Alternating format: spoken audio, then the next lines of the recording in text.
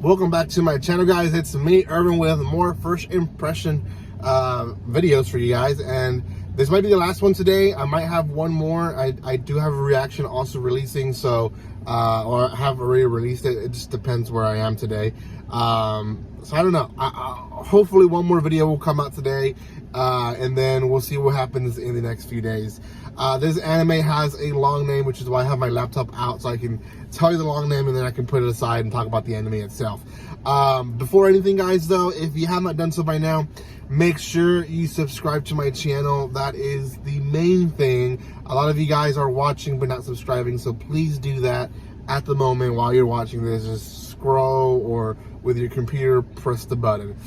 You can also comment, like, and share. That helps the video as well grow better. And if you want more, it does help when you guys do all these things. So please do so. I am trying to reach 4,800. It is my birthday month, so that would be just, you know, a good present for me. Just letting you guys know, right?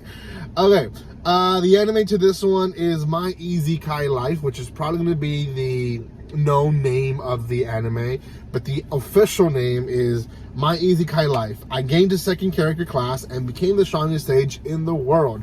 Pretty long name. I'm just gonna call it My Isekai Life.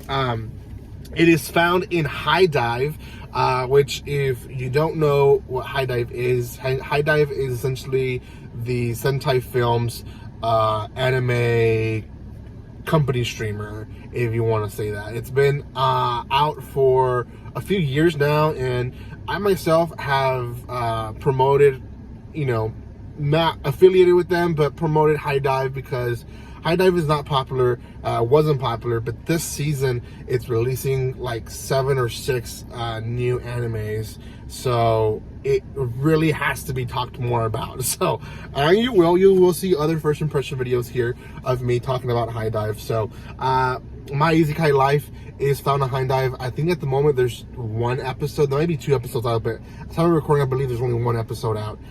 It is airing on Mondays, so you guys can go check that out on High Dive. Don't know if, I know they have a free trial, but I don't know if they have like a free version like Funimation and Crunchyroll. You just have to find that out on your own. So My Isekai Life really doesn't start off at him being isekai'd, but him already essentially being the strongest mage. I'll come back to what I think about that, but essentially he shows up and tells the guild master that he has all the supplies of a certain flower that he was supposed to get for his mission, and he got 2 years worth, which is way more than what they needed. But essentially they said, okay, well, thank you, we'll buy it from you, but this is way more than we expected.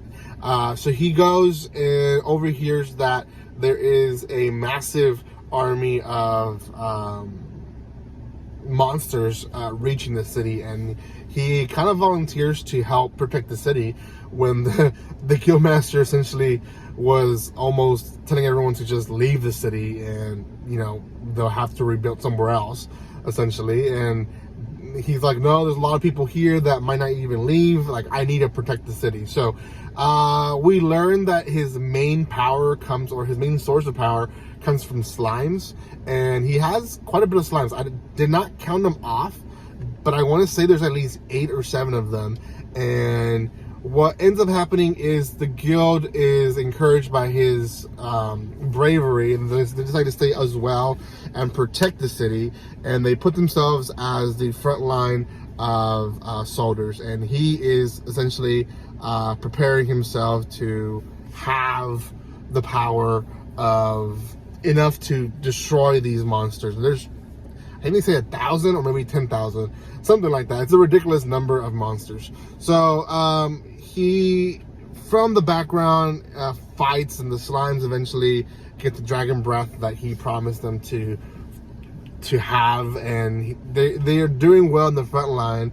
But he finds the source of where all these monsters are coming from, and we also see that he's able to use teleportation. Now, in this particular series episode, it seems like a girl named Lily is on his side and is able to help him fight through this battle and control the slimes. At the end of the episode, it was a little gray area, fuzzy for me, because it seemed like Lily was just a worker from the guild and not actually one of his partners.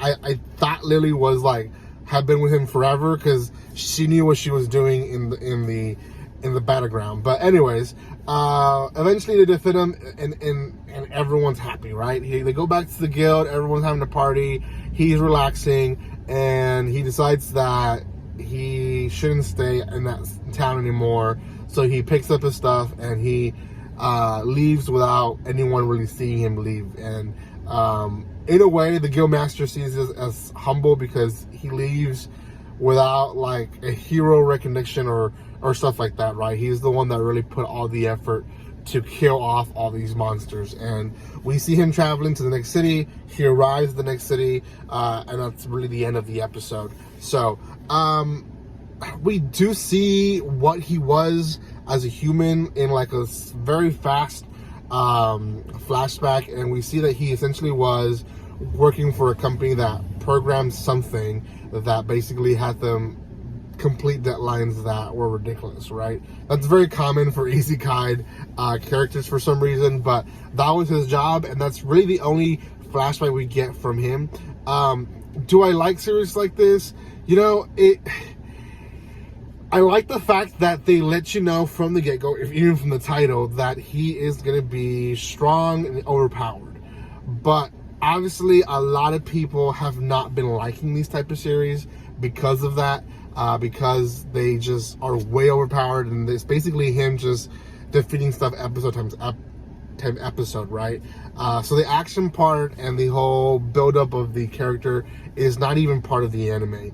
And I like them sometimes when you at least have the character start from the bottom, but this anime starts from him already being strong, him already having all the slimes. I know we're going to get flashbacks throughout the season, but I think for now this series is going to be one of those Isekai series that is just going to be forgotten in the background. I'm probably going to watch this one when it's dubbed, because I think it's going to be dubbed by High Dive, but I probably won't remember it next year. That's what I think about this anime. So I'm gonna give this one a 6 out of 10. It's fulfilling its goal of being just an Isekai anime, but unless it brings its game in the next few episodes, I don't see it being something that people really talk about. So go check it out. It is on High Dive. High Dive has quite a bit of stuff.